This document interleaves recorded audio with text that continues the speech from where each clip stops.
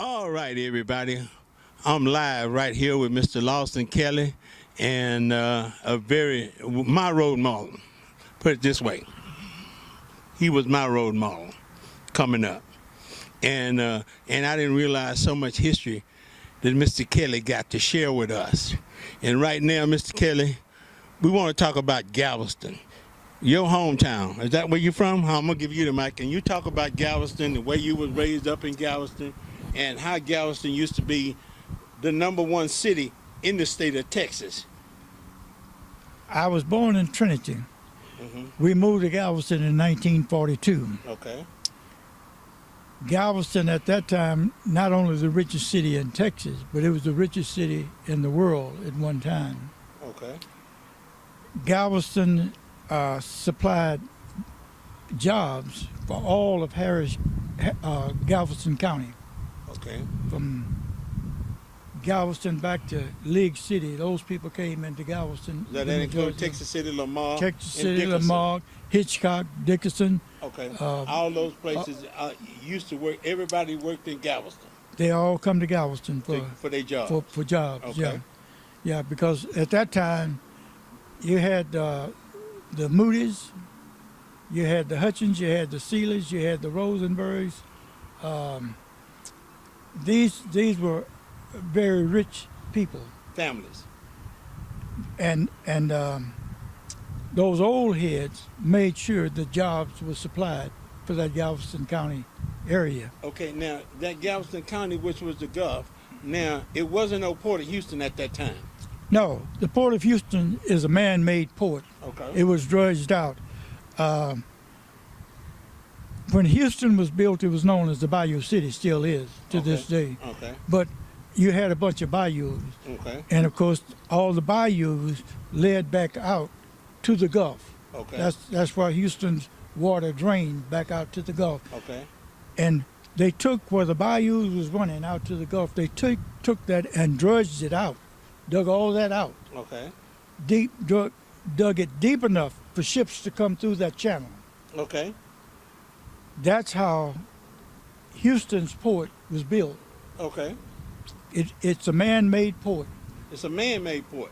Because the original port really is in Galveston, right? Galveston is a natural port. That's a natural That's port. a natural port. Now listen to that. Do you hear that, Facebook family? Okay, go on. And YouTube family, listen to this. like I was saying, when them old heads was living in Galveston, they looked out for all of Galveston County. Okay, now the Moody family. Now that's part of the Moody Park and all that stuff up in Galveston. Yeah, they own Moody Garden. Okay, now let's go. These are well-known people that I can recognize. Like the Seeley family. That's who they named that hospital up there in Galveston, after, right? John Seeley Hospital is named Okay. after the Seeleys. Yeah. Okay, That's all right. of them family helped. They was part of the original Galveston when they back in the day when it was coming up.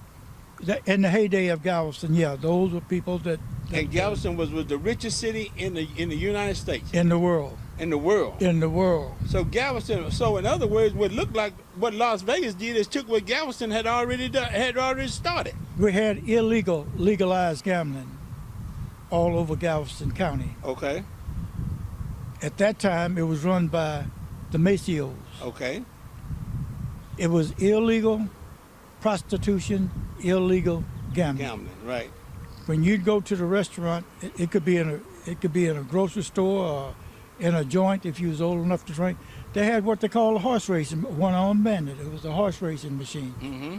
And of course, you could play it if you had to use the restroom. You could play a one-armed bandit in the restroom at that time. All right. But it was around '57 when the Texas Rangers come in and closed Galveston down. Before that time, you had people from all over the world come to Galveston to gamble. Right. Because it wasn't no Las Vegas wasn't even heard of it during them days. Las Vegas didn't go when Galveston was closed down by the Texas Rangers. Right. That put Las Vegas on the map. That put Las Vegas on the map. Put Okay. Las Vegas now on let's the go map. back into because we're talking about Galveston and Galveston County, everybody. Now when they were out there before the Texas Ranger got there, because Galveston was wide open, right? Right. It was wide open. Now what happened? Now did the hurricane? How did they survive the hurricanes on those guys? those when you was coming up? those storms, those houses in Galveston, is very well built. Okay. They are built to stand storm. The 1900 storm was a storm wherein we didn't have a seawall in Galveston at that time. Okay. And of course, it wasn't as much as the storm as it was the water that come back out of the Gulf. The surge. That's come back out of the Gulf that took all. I can't recall how many lives that it took at that time. Right. But they built that seawall. But that didn't stop Galveston from growing, didn't it? It began to grow in Galveston right now. The closer you are to the seawall, the better off you are if a storm is coming in. You're safe out in that area. Okay. Galveston, those houses, like I said, they're very well built. They are built to withstand storms in Galveston. Okay. When Carla come through there in '62, Hurricane Carla. Mm-hmm. You had it wasn't the storm that did the damage in Hurricane Carla. It was the tornadoes that spin off of the hurricane. Okay. After going down there after Carla, you see houses they might have been facing a street, Mm-hmm. and that those hurricanes turned those houses to the side, where if it was facing one street, it turned it to face another. It turned the house completely around. Yeah, it turned the house completely around. Okay, now at the same time, was Galveston still one of the most popular cities in the United States? Hurricane Carla, I think, was the beginning of the Galveston downfall, because when Hurricane Ike come through there, it demolished the population of Galveston to this day.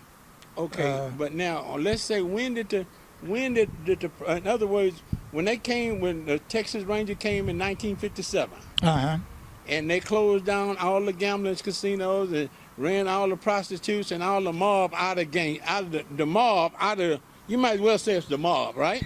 Let's just call it like it is. Yeah, well, They organized crime. Let's just say organized crime people that was operating this casinos and this prostitution that they had going on now. Mm-hmm. Now, how about us blacks? Where did we fit into that program? that was operated by the Macios. Okay. The Macios didn't see color. Okay. They saw money making. Okay. The black-owned businesses was just as popular with those horse racing machines and the gambling as the whites. Okay. Everything was segregated back then. Okay. We couldn't go in where the whites was gambling, but we had gambling shacks of our own. On our own. Wherein, nobody would take you, knock you in the head to take money from you. You went to the house of prostitution. Everything was legal. If you put $1 million, if you and the lady made a deal, you put $1 million on that dresser while you all was dealing, it wasn't touched. It wasn't touched. No. So, it was, in other words, the crime and stuff was way down. It was cleanly run. It was clean to It run. was cleanly run. Now, when did all of that? In other words, that didn't cease until 1957. 57. Right. Okay. Right. And then when did the port of Houston wind up? When did the Houston wind up getting the port from Galveston? After when M.L. Moody died. Okay, the Moody. When M.L. Moody died, we had what was called it's the compress. The building's still there in Galveston. Every blade of cotton that was picked that was imported was come through Galveston. They had what they call cotton gins that used to run up and down, brought in the middle of Broadway down to 45th Street, that went over to Market Street, and run from Market Street down to the ship channel. Okay, which was in Galveston. That's what all that was unloaded. But when the old heads died out, those youngsters didn't have the vision that the old heads had. Okay. They took that money and went over to Europe, went to England. Okay. And then the Galveston's economy began to cease. Began to drop. Right, because they made so much money on that ship channel. Not only on And then with the illegal gambling and the prostitution and all of that left their revenue down to a little or nothing. Yeah, you had and the tourists stopped coming, right? No, Well, believe it or not, I'm surprised to know that Galveston have the number 2 tourists for beachcombers in the USA. I didn't know that. Wow. I didn't know it. You go to Galveston, people in Galveston, living in Galveston right now, and I still have a brother and a sister that live there. They can't talk to each other on the phone because after Ike, all those cells wasn't put back up in Galveston. Wow. After Hurricane Ike. After Ike, they have to text each other. My sister and I, we'll talk on the phone, and we might be able to talk sometimes 30 seconds, 45 seconds, or a minute before the call Signal drop. right. You dropped the signal. On the weekend, when you get 300,000 to 400,000 people on that island, people on the island can't make a phone call, and they can't get around. They can't get around. Okay. Can't get around. Now we're going right back into the black area that was in Galveston. Yeah. What part of Galveston was considered being in the black? I know they used to say the West Beach and all this. What is? Explain that to me, Mr. Lawson. Galveston was a place where the only segregated housing in Galveston was with the projects. Okay, but now it was certain spots that we couldn't go to in Galveston. Was that right? The blacks had to go to the West Beach? Is that just a popular beach? No, that was a popular beach. For blacks? Because, you see, they set up, Macios set up a place down there that's called the Down Beach. Okay. And that's where all black people would congregate.